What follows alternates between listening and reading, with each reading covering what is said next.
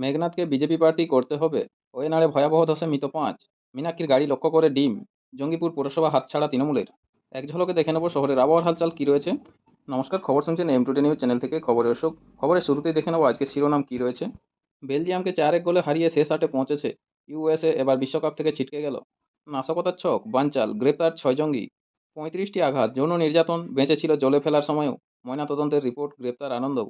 ১২ কিমি যেতে ৩ ঘন্টা কেন সময় নিল পুলিশ। রোনাল্ডো শেষ বিশ্বকাপে বিদায়। স্পেন ১-০ গোলে পর্তুগালকে হারিয়ে বিশ্বকাপের শেষ আটে। মেরিনোর গোলেই নিশ্চিত হলো স্পেনের অগ্রগতি। সাবমেরিন থেকে চীনের ক্ষেপণাস্ত্র পরীক্ষা, ক্ষুব্ধ জাপান ও অস্ট্রেলিয়া। গুন্ডা দমন থেকে দুর্নীতি রোধ, শুভেন্দুর সরকারের প্রশংসা শাহের। কল্যাণীতে বিমানবন্দর, চিহ্নিত ৩টি সম্ভাব্য জমি চূড়ান্ত করবে এয়ারপোর্ট অথরিটি। ব্যাংকে ঢোকেনি অন্নপূর্ণার টাকা, ক্ষোভে ফুঁসছে মহিলাদের একাংশ।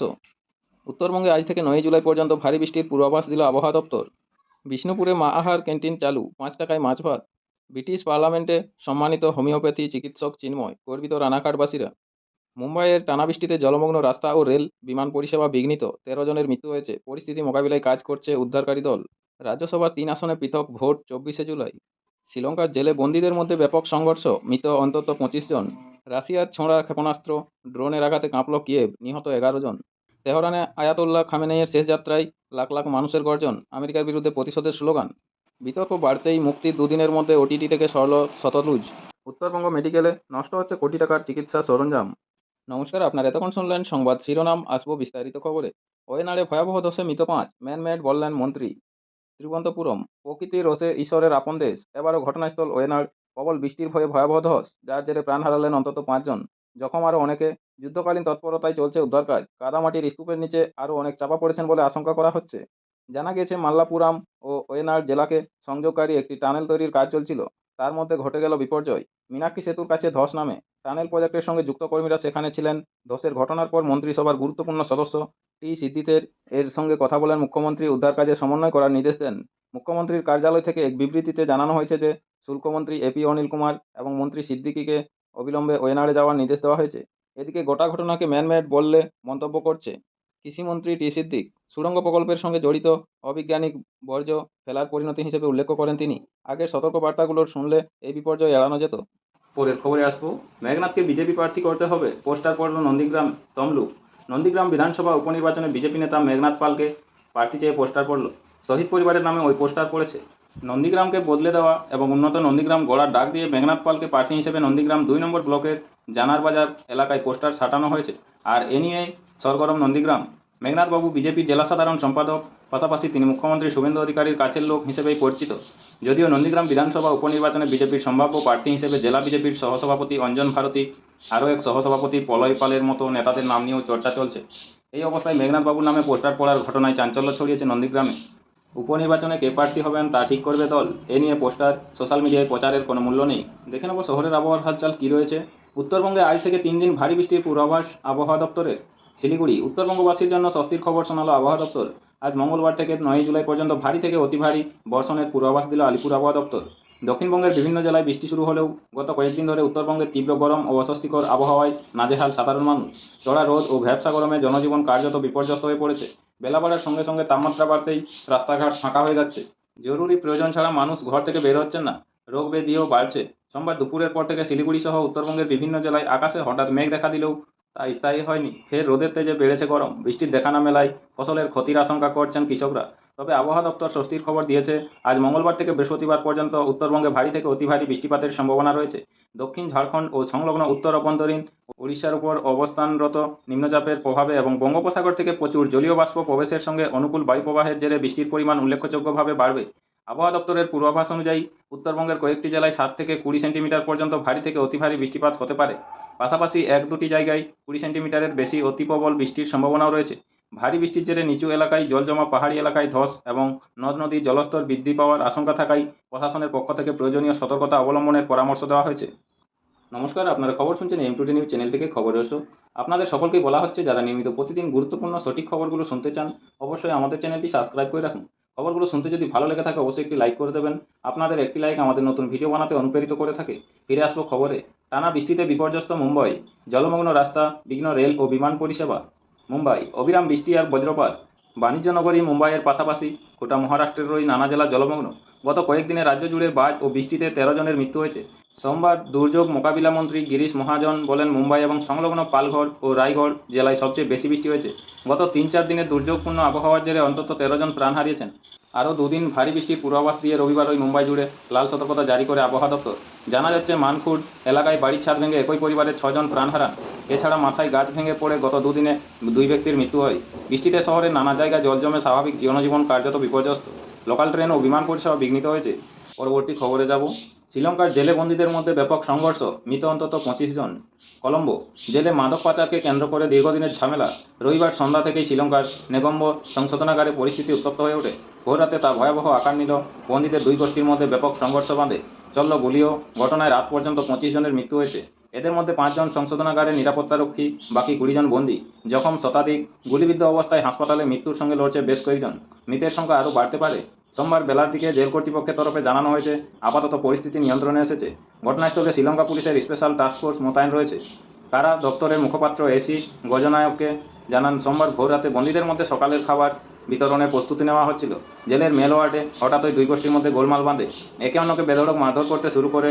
কয়েকজন জেলের মেন গেট ভেঙে বেরিয়ে যাওয়ারও চেষ্টা করে। নিরাপত্তারক্ষীরা বাধা দিতে গেলে তাদের উপর চড়াও হয় বন্দীরা। এই সুযোগে কয়েকজন আবার জেলের আগ্রাগার থেকে বন্দুক ছিনতাই করে গুলি চালাতে শুরু করে। পরে সেখানে চলে আসে মহিলা বন্দীরাও। তড়িঘড়ি ঘটনাস্থলে পৌঁছায় পুলিশ। দীর্ঘক্ষণের চেষ্টায় তাদের ছত্রভঙ্গ করে পরিস্থিতি নিয়ন্ত্রণে আনে। মৃতদের উদ্ধারের পাশাপাশি জখমদের হাসপাতালে নিয়ে যাওয়া হয়। পরের খবরে আসবো। সাবমেরিন থেকে চীনের ক্ষেপণাস্ত্র পরীক্ষা, ক্ষুব্ধ জাপান ও অস্ট্রেলিয়া। বেজিং প্রশান্ত মহাসাগরীয় অঞ্চলে নিজেদের শক্তি বৃদ্ধির চেষ্টায় চীন পারমাণবিক শক্তিচালিত সাবমেরিন থেকে দূরপাল্লার ক্ষেপণাস্ত্রের সফল পরীক্ষা চালালো বেজিং। সোমবারের এই পরীক্ষা ঘিরে নতুন করে উত্তেজনা তৈরি হয়েছে আন্তর্জাতিক মহলে। তীব্র প্রতিক্রিয়া জানিয়েছে জাপান ও অস্ট্রেলিয়া। চীনের সরকারি সংবাদ সংস্থা জিনহুয়া জানিয়েছে, সোমবার দুপুর 12টা নাগাদ প্রশান্ত মহাসাগরের নির্দিষ্ট লক্ষ্যবস্তুতে আঘাত হানে ক্ষেপণাস্ত্রটি। বেজিংয়ের এই কার্যকলাপের সমালোচনায় মুখর হন অস্ট্রেলিয়ার বিদেশমন্ত্রী পেনিয়ং।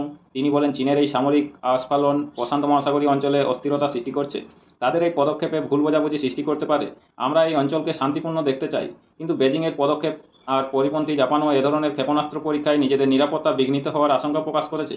যদিও বিষয়টিকে রুটিন পরীক্ষা বলে দাবি করছে বেজিং, চীনের নৌসেনা জানিয়েছে পুরো প্রক্রিয়াটি অত্যন্ত নিরাপদ ও পেশাদার উপায়ে সম্পন্ন হয়েছে। অন্য কোনো দেশের উদ্বেগের কারণ নেই। আবার এদিকে রাশিয়ার ছোড়া ক্ষেপণাস্ত্র ড্রোনের আঘাত কাঁপল কিয়েভ, নিহত 11 জন। কিয়েভ আরও একটি অভিশপ্ত রাত কাটল কিয়েভে। সোমবার ভোররাতে ইউক্রেনের রাজধানী কিয়েভে একের পর এক আছড়ে পড়ল রুশ ক্ষেপণাস্ত্র ও ড্রোন।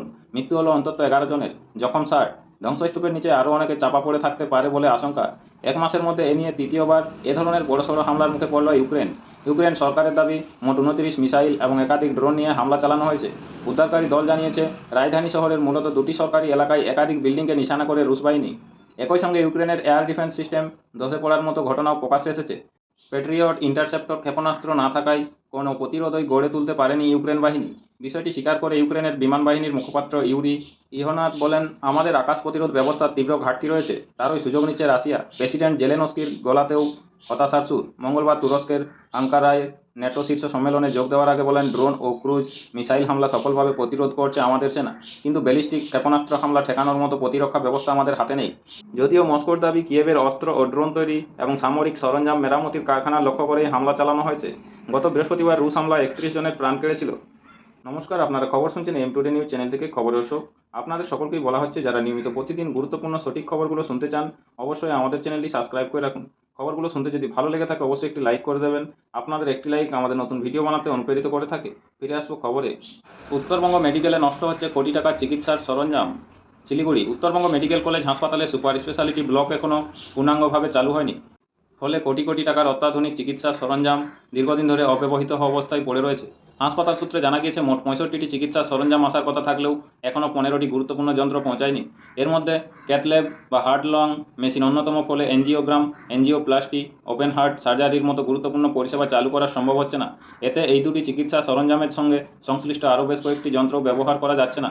বিষয়টি স্বাস্থ্যমন্ত্রীকে জানানো হয়েছে। তিনি পরিদর্শনে আসবেন বলে জানিয়েছেন মন্ত্রী আনন্দময় বর্মন।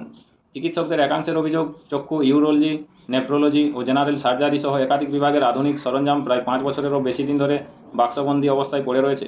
ইউরোলজির জটিল অস্ত্রোপচারের জন্য জরুরি ইউটোরোস্কোপ, বেশ কিছু ভেন্টিলেটর এখনও ব্যবহার শুরু হয়নি। এতে গরিব রোগীরা উন্নত চিকিৎসা পরিষেবা থেকে বঞ্চিত হচ্ছেন। রাজ্যের পরিবহন ও অর্থ দপ্তরের প্রতিমন্ত্রী আনন্দময় বর্মন বলেন, হাসপাতালের বিভিন্ন অব্যবস্থাপনার বিষয়টি তিনি রাজ্যের স্বাস্থ্যমন্ত্রী শারদ দত্ত মুখোপাধ্যায়কে বিস্তারিতভাবে জানিয়েছেন। স্বাস্থ্যমন্ত্রী নিজে হাসপাতাল পরিদর্শন করে বিষয়টি খতিয়ে দেখে প্রয়োজনীয় ব্যবস্থা নেওয়ার আশ্বাস দিয়েছেন। ইতিমধ্যেই স্বাস্থ্য ভবনের একটি প্রতিনিধি দল হাসপাতাল পরিদর্শন করেছে। হাসপাতালের এডিশনাল সুপার ডক্টর নন্দন বন্দ্যোপাধ্যায় স্বীকার করেছেন, অনেক চিকিৎসা সরঞ্জাম এখনও ব্যবহার শুরু হয়নি। তার বক্তব্য, কোথাও দক্ষ চিকিৎসকের অভাব, কোথাও প্রয়োজনীয় পরিকাঠামো না থাকায় এই সমস্যা তৈরি হচ্ছে। সুপার স্পেশালিটি ব্লক পূর্ণাঙ্গভাবে চালু হলে অধিকাংশ সরঞ্জামই ব্যবহারে আনা সম্ভব হবে। করোনা সংক্রমণের সময় একটি বেসরকারি ব্যাংক গত বছর এই আইসিসিইউ তৈরি করে দিয়েছিল। সেখানে বেডের সঙ্গে ventilator, syringe, pump, colour, Doppler, echocardio সহ অত্যাধুনিক সব চিকিৎসা সরঞ্জাম দেওয়া হয়েছিল। অভিযোগ, করোনা পরিস্থিতি স্বাভাবিক হতেই সেই আধুনিক চিকিৎসা পরিকাঠামো তছনছ করে দেওয়া হয়। পরের খবরে আসবো। এনআইটি রাউরকেল্লার গবেষকরা স্মার্ট ব্যান্ডেজ আবিষ্কার করেছেন, যা দ্রুত ক্ষত সারাতে সহায়ক। এটি রোগীদের জন্য স্বাচ্ছন্দ্য এনে দেবে। স্থানীয় সংবাদটি শেষ করার আগে দেখে নেব বিশেষ বিশেষ অংশ আবার একবার। হুমকি অব্যাহত থাকলে কোনো চুক্তি আলোচনা নয়, ট্রাম্পকে স্পষ্ট বার্তা ইরানের। পাক অধিকৃত কাশ্মীরে নতুন করে বিক্ষোভ। সরকারি মদের দোকানের কর্মচারীদের 25% বেতন বৃদ্ধির ঘোষণা তামিলনাড়ুর মুখ্যমন্ত্রী বিজয়ের। পদত্যাগ করলেন খাগড়াবাড়ি 2 নম্বর গ্রাম পঞ্চায়েতের প্রধান তৃণমূলের বাবলু রায়। হুমকি অব্যাহত থাকলে কোনো চুক্তি আলোচনা নয়, ট্রাম্পকে স্পষ্ট বার্তা ইরানের। ইসরায়েলকে স্বীকৃতি দেবে না তেহরান। পিছন থেকে যারা বিক্ষোভের নামে অশান্তির উস্কানি দিয়েছে তাদেরও চিহ্নিত করা হয়েছে মুখ্যমন্ত্রী। যারা পুলিশের গাড়ি ভেঙেছে, রেললাইন উপড়ে দিয়েছে, তাদের বিরুদ্ধে ব্যবস্থা নেওয়া হবে মুখ্যমন্ত্রী। এ ধরনের ঘটনা যাতে ভবিষ্যতে না ঘটে তার ব্যবস্থা করতে হবে। নমস্কার, এখনকার স্থানীয় সংবাদটি এই পর্যন্তই। পরবর্তী সংবাদটি পেতে চ্যানেলটিতে সাবস্ক্রাইব করে পাশে থাকা বেল আইকনটি অল করে রাখুন। সবাই ভালো থাকুন, সুস্থ থাকুন। দেখা হচ্ছে পরবর্তী আপডেট খবরটিতে। ধন্যবাদ।